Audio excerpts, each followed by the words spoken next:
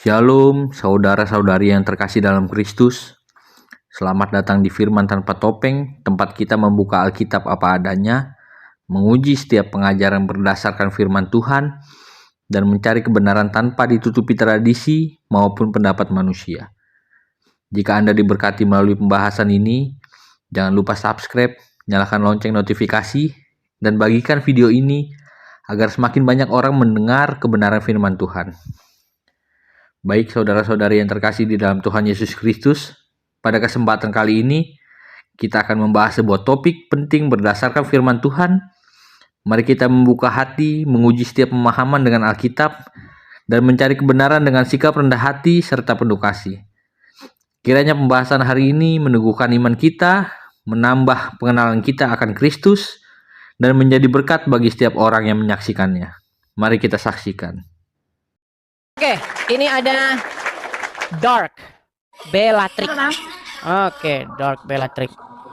Mau ada musik-musik ya, nanti kena band lagi kita ini. Ada musik apa itu? Oh, buat relaksasi aja. Kenapa, Bang? Oh, lagi santai-santai aja.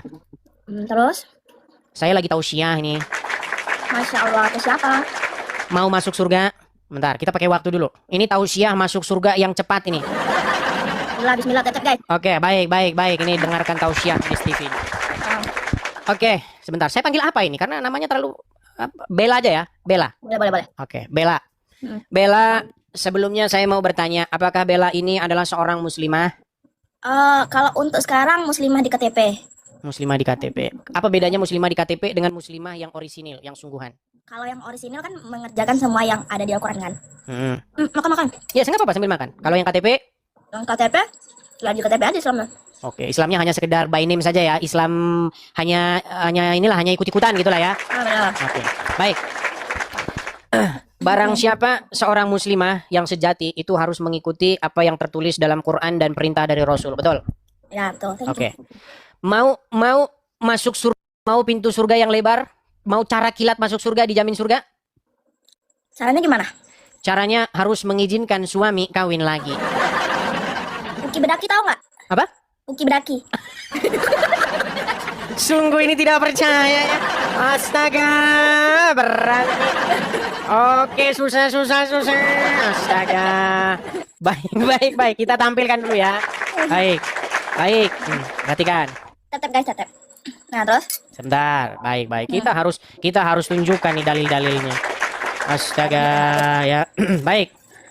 Kita akan tunjukkan dalil-dalilnya ya. Tunjukkan dalil-dalilnya nih. Oh. Iya.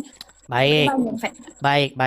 Saya balikan ya kamera saya. Ini ada orang bertanya nih. Apa tuh? Oke, pertanyaannya begini. Jangan bilang berdaki. Ini pertanyaan seorang perempuan ya. Jika suami saya menikah lagi, apakah saya mendapatkan pahala? Nah, pertanyaannya begini. Apakah ada pahala bagi istri pertama yang bersabar dengan suami yang menikah lagi? Apakah ada pahala khusus dalam hal ini? Atau sama dengan pahala seorang istri pada umumnya yang taat kepada suaminya dan menunaikan kewajibannya? Nah, baik. Saya pernah mendengar bahwa pahala bagi seorang wanita yang bersabar dengan poligami suami lebih besar pahalanya dari seorang mukmin yang pergi untuk berjihad. Subhanallah. Ini luar biasa loh pahalanya ya. Bagi istri-istri yang mengizinkan suami kawin lagi. Ya, lebih besar pahalanya daripada berjihad. Nah, maka saya menyetujui poligami suaminya lebih besar daripada jihad. Apakah ada dalilnya? Dan apakah ada yang mengetahui ada pahala yang lainnya? Baik, jawabannya. Alhamdulillah. Ya, dijawab ya. Kami belum mengetahui ada dalil yang sahih yang menyatakan tentang pahala yang Anda sebutkan. Akan tetapi, Imam Tabrani meriwayatkan dari Ibnu Mas'ud dari Nabi SAW. Perhatikan. Sungguh, Allah telah menetapkan rasa cemburu kepada para wanita dan menetapkan jihad kepada para laki-laki. Barang siapa di antara mereka, maksudnya para wanita, itu bersabar karena iman dan penuh pengharapan, maka dia sama dengan pahala yang mati syahid. Begitu. Jadi kalau suami mau mengikuti sunnah Rasul, jadi harus ikhlas dan tawakal. Itu pahalanya besar loh. Bentar, tunggu dulu. Nah, silakan. Dengerin aku dulu. Silakan. Kamu emang mau punya istri lagi? Bukan saya, maksudnya suami Anda gitu loh. Nah, kalau kamunya, sekarang aku tanya, kamunya mau nggak?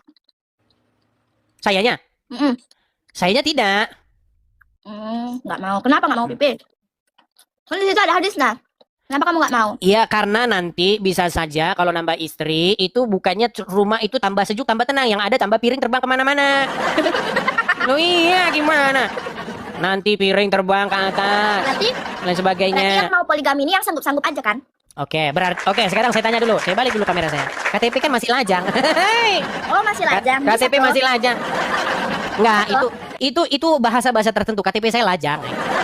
Itu bahasa hanya orang-orang tertentu yang mengetahui artinya. Gini. Saya mau tanya, Rasul berpoligami atau tidak? Poligami? Poligami. Seorang suami boleh tidak mengikuti sunnah Rasul? Boleh, tapi asal. Asal apa? Yang pertama, sanggup berlaku adil. Yang kedua, mampu.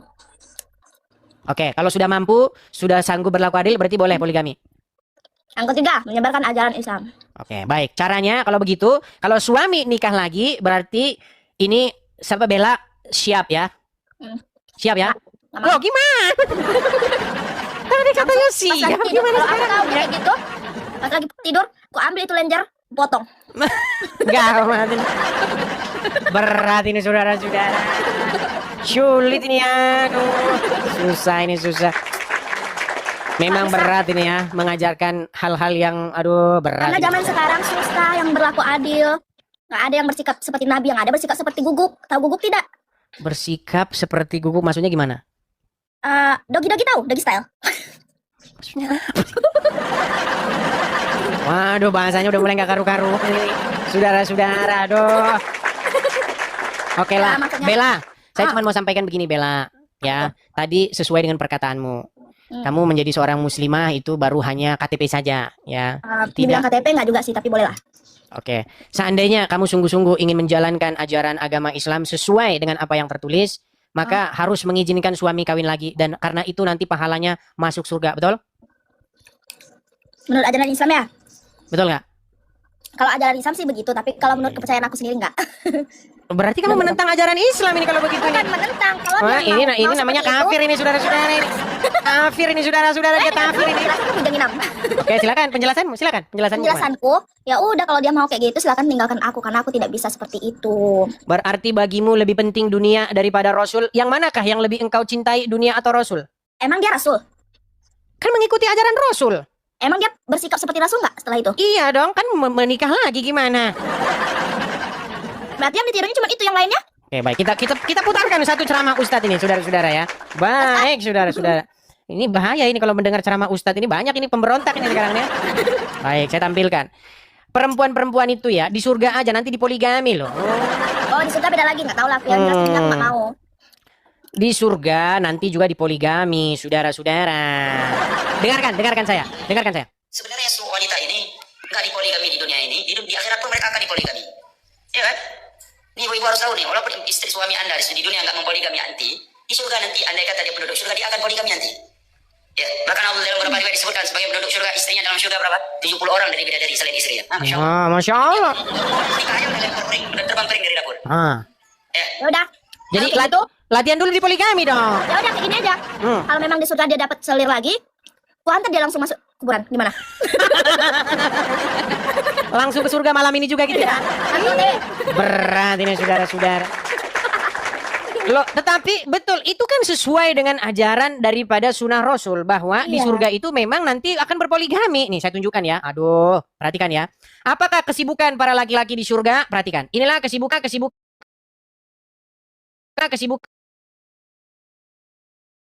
Ada perawan terus. Habis malam pertama dapatkan perawan istri, selesai dia perawan lagi. Gitu. Serius Pak. Tuh ya kan?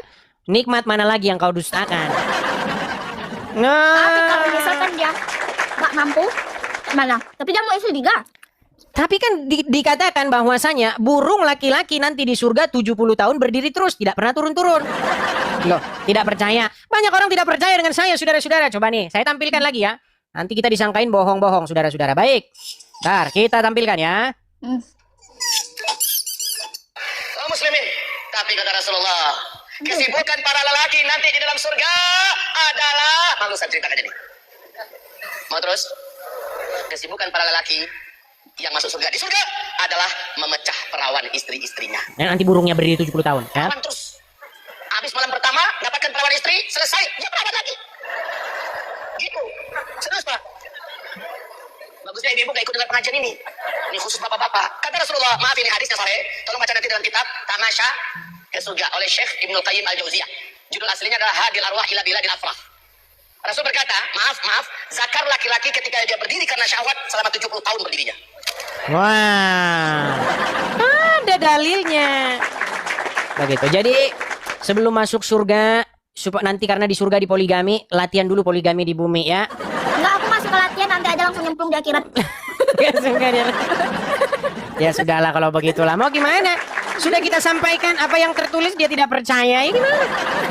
Sungguh sedih Zuma dan kawan-kawan mendengar umat kaum muslimin dan muslimah seperti ini. Sudah diutarakan. Pertanyaanku ya, emang yang ceramah itu udah pernah masuk surga? Kok tahu dia 70 tahun berdiri? Justru itulah makanya itu. Ini pertanyaan besar sepanjang abad. Masalahnya dia udah pernah ke surga belum? Kok seolah-olah dia sudah tahu. Nah itu. Nah ini dia. Begitu. Karena ketika orang meninggal ada di dalam kuburan terus nggak bangun-bangun, bagaimana dia tahu? Aku heran. Tumben ini Jangan dia cerdas. barang bebas ini. Tumben ini cerdas. Tapi banyak juga ya yang mencurigai sesuatu. Ini mencurigation begitu ya. Oke, tapi apakah dia fair atau tidak? Kita tes. Fair atau tidak dia? Begini. Nah. Bella, Ah, pernah dengar pertanyaan dalam kubur? nggak pernah. Tentang siapa nabimu, siapa Tuhanmu, siapa kitab sucimu, pernah dengar? Oh, kalau di belajar pernah, tapi kok secara langsung dalam kuburnya belum pernah. Ya maksudnya belajar. Oke. Kan ditanya nanti man rabbuka, siapa Tuhanmu? Terus ditanya man nabiyuka, siapa nabimu? Pertanyaan saya, waktu tadi Ustadz ceramah begitu, kamu bilang emang lu udah pernah ke surga? Sekarang untuk pertanyaan yang sama ini, kenapa Anda di sini percaya bahwa nanti di surga ditanyain kayak begitu? Silakan. Karena itu juga tertulis dalam kitab Al-Quran. Gak ada di dalam Quran begitu. Ada. Oke, tunjukkan di ayat berapa? Dari Al-Fatihah sampai Anas, dari Anas ke Al-Fatihah saya sudah khatam Hadis lebih Al-Quran. dari 100 kali. Bacakan di mana? Guys, hadis atau Al-Qurannya aku lupa lagi. Mana ada itu dalam Quran? Man rabbuka, man nabiyuka itu nggak ada dalam Quran. Nah, terus? Oke lah Bella, karena Bella juga selalu menolak ajaran-ajaran yang tertulis, jadi ya. Nggak nolak loh, aku emang Besok. kan nolak dari tadi. Tadi katanya tidak mau dipoligami, gimana? Oh, itu nolak ya? Ya iya, berarti menolak ajaran. Oke lah Bella. Ya. Sampai ketemu lagi ya. Terima kasih Yuk. Bella. Oke. Sehat selalu, ketemu bye-bye. lagi. Yo, bye. Berat ini ya, saudara-saudara ya. Banyak dari mereka ini hanya membaca huruf-huruf Arabnya, tidak dibaca terjemahannya, sehingga ketika dibaca terjemahannya mereka kaget, saudara. Terima kasih telah menonton video ini. Dan jangan berhenti hanya sampai mendengar firman.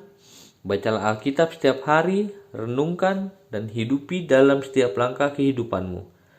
Firman Tuhan berkata dalam Yosua 1 ayat 8, "Janganlah engkau lupa memperkatakan kitab Taurat ini, tetapi renungkanlah itu siang dan malam, supaya engkau bertindak hati-hati sesuai dengan segala yang tertulis di dalamnya. Sebab dengan demikian perjalananmu akan berhasil dan engkau akan beruntung." Kiranya Tuhan Yesus meneguhkan iman kita semua. Terima kasih. Ingat, firman Tuhan tidak pernah membutuhkan topeng. Sampai jumpa di video berikutnya. Shalom.